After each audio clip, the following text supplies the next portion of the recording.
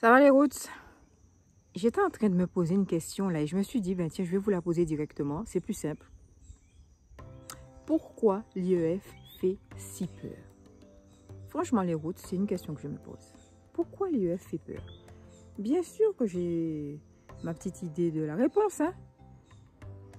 Mais j'aurais bien aimé avoir votre point de vue là-dessus. Je vais quand même vous exposer mes opinions, ma façon de voir les choses, ma vision, et vous me direz si vous êtes d'accord ou pas avec moi. Ok? C'est parti. Première chose de route. L'instruction en famille, c'est vu comme une sérieuse contrainte par la plupart des gens. Avoir les enfants 24 heures sur 24. Non mais ça, on me dit souvent, c'est pas possible. La plupart des gens me disent non, c'est pas possible. C'est inconcevable pour beaucoup de gens d'être tout le temps avec leur enfant. En plus de ça, c'est vu comme une contrainte aussi parce que, à cause de toutes les idées reçues dont j'ai déjà parlé à de nombreuses reprises sur cette chaîne, l'histoire des compétences, je ne sais pas comment faire, la socialisation, l'enfant va être tout seul ou les enfants vont se retrouver entre eux, c'est pas, il faut qu'ils voient du monde, il faut qu'ils fréquentent des gens de leur âge. Il y en a beaucoup qui pensent aussi que quand on fait l'instruction en famille, on ne peut pas avoir de diplôme, ce qui est complètement faux. Donc quand on met les idées reçues, que la plupart des gens ne vont pas vérifier, et la mauvaise volonté de départ, c'est-à-dire que l'envie n'est pas là. On n'a pas envie de passer autant de temps avec ses enfants. Ce qui fait que voilà, l'instruction en famille, premièrement, c'est vu comme une contrainte très lourde. Et en plus, ça demande aussi de réorganiser son temps, de peut-être changer de métier, pour certains de changer de lieu de vie. Ça demande trop en fait, ça demande de trop bousculer les éléments de la vie qui sont là et on n'a pas forcément ni le courage ni l'envie de bousculer tout ça. On préfère rester dans son confort habituel. Et donc voilà, ça c'est la première raison que je vois pour laquelle l'instruction en famille fait peur à la plupart des gens. Ensuite, les routes. Il y a évidemment cette histoire de contrôle. Ça fait très peur, un inspecteur qui va venir chez vous ou vous allez devoir vous rendre dans un lieu où votre enfant va être inspecté. En fait, j'ai l'impression que ça réveille les vieux traumatismes des contrôles, contrôle surprise ou contrôle tout court qu'on avait à l'école. On ne sait pas quelle note on va avoir, est-ce qu'on est bon, et puis là, on ne peut pas tricher sur le copain d'à côté. Donc, le mot même contrôle, je pense que ça réveille vraiment de vieilles blessures qui sont là depuis longtemps. Et personne n'aime ça, être contrôlé. Ça n'est agréable pour personne. Donc, ça, c'est un autre élément qui vient s'ajouter et qui fait que, non. Instruction en famille, c'est pas pour moi. Et puis les routes. Vous n'allez pas me dire que vous n'êtes pas d'accord avec moi. Dans notre communauté, le qu'en dira-t-on, ça pèse lourd dans la balance. Que vont penser les parents? Que va penser la famille et les amis dont tous les enfants sont scolarisés? Qu'est-ce qu'ils vont dire? Qu'est-ce que je vais répondre? Comment je vais me défendre?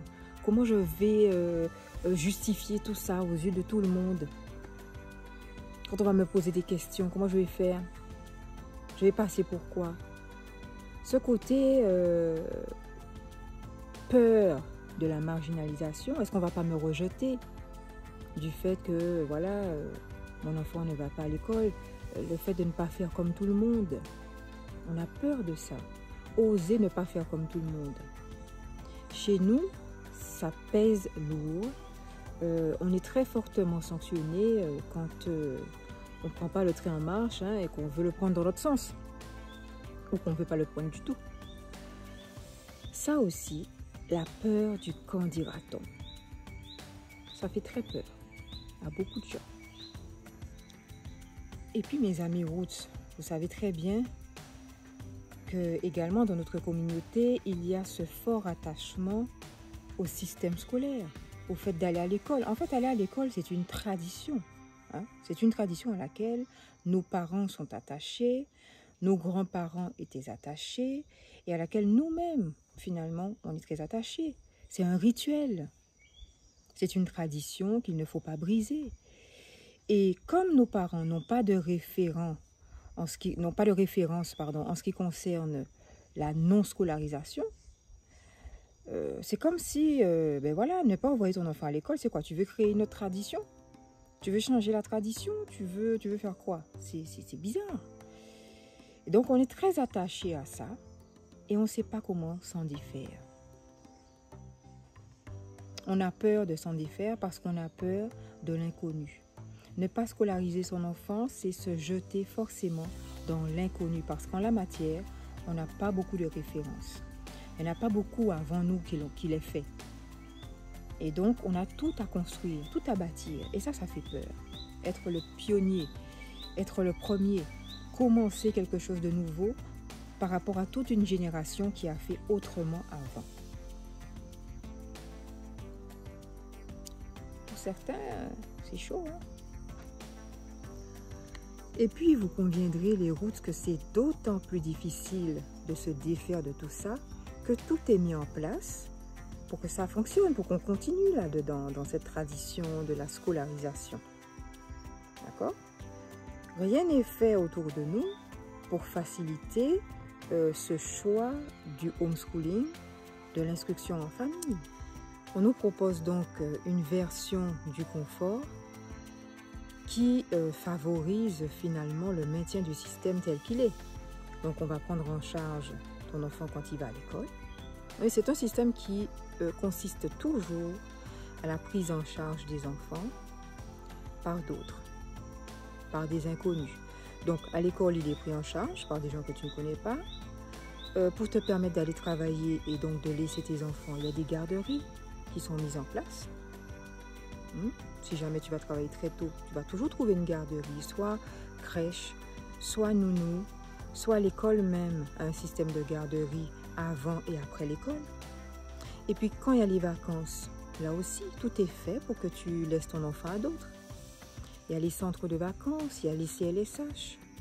Il y a toutes sortes d'activités qui sont organisées en dehors du temps de l'école et par rapport au temps de l'école, afin que chaque fois que ton enfant n'est pas pris en charge par le système scolaire, il est pris en charge par des systèmes parascolaires qui sont là et qui fonctionnent par rapport au système scolaire lui-même.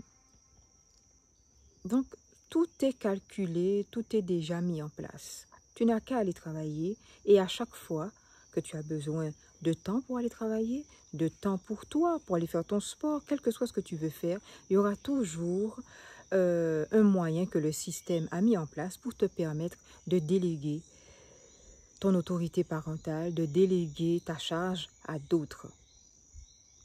Toujours à des inconnus, mais bon. C'est un confort, c'est une version du confort que l'on nous propose et il faut l'admettre qui est très attirante parce que c'est vrai qu'elle facilite la vie. Elle facilite la vie des parents, ça c'est sûr. Maintenant, du point de vue de l'enfant, je ne suis pas certaine qu'elle leur facilite la vie. Mais c'est un point de vue. Donc voilà, ça fait peur aussi parce que voilà, tout un système de dépendance a été mis en place et s'affranchir de tout ce système de dépendance-là qui est tellement attirant, qui te propose tellement de facilité, c'est pas évident, j'avoue. Maintenant les roots. Il y a un autre aspect de l'instruction en famille qui, à mon avis, fait également très peur.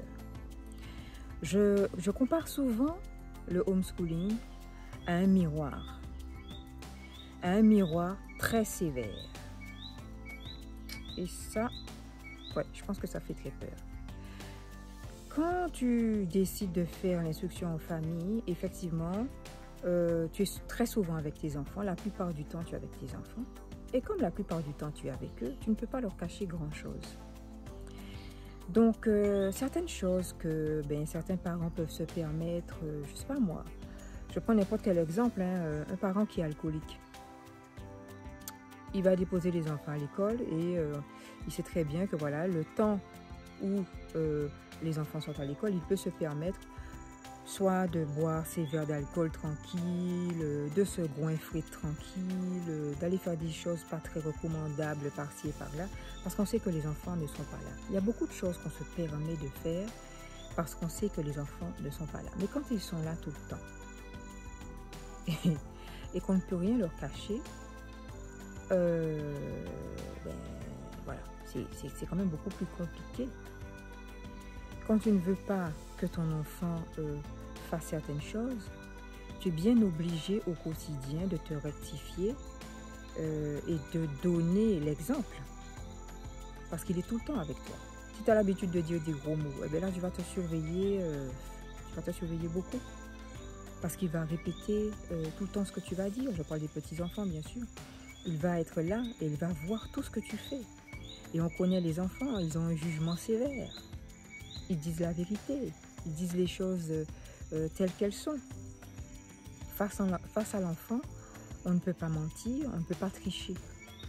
Et donc, cette obligation de droiture, de franchise, de vérité, en fait, elle n'est pas toujours évidente à assumer au quotidien. C'est vrai que des fois, on aimerait bien pouvoir se lâcher et faire des choses qu'on n'a pas spécialement envie que nos enfants fassent, que nos enfants sachent.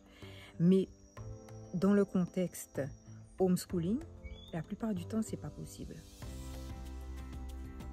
Donc, il faut marcher vrai, il faut parler vrai, il faut faire vrai. Parce que l'enfant ou les enfants, ben, ils sont là et ils nous sanctionnent en fonction de ça. L'instruction en famille nous met face à nous-mêmes sans ménagement. Les routes, je vous dirais que l'instruction en famille, pour moi, c'est une thérapie. C'est un soin particulier que l'on apporte aux enfants, mais c'est un soin particulier également pour les parents. Parce que cette instruction en famille nous permet d'aller puiser dans nos ressources les plus profondes et les plus riches. Donc si c'est une thérapie et qu'elle soigne, comment avoir peur de ce qui soigne? On ne peut avoir peur que si le mal est très profond. Je vous invite à réfléchir là-dessus, à échanger avec moi également. Et je vous dis, comme d'habitude, soyons vrais, soyons roots, soyons tous en instruction en famille. À bientôt les roots.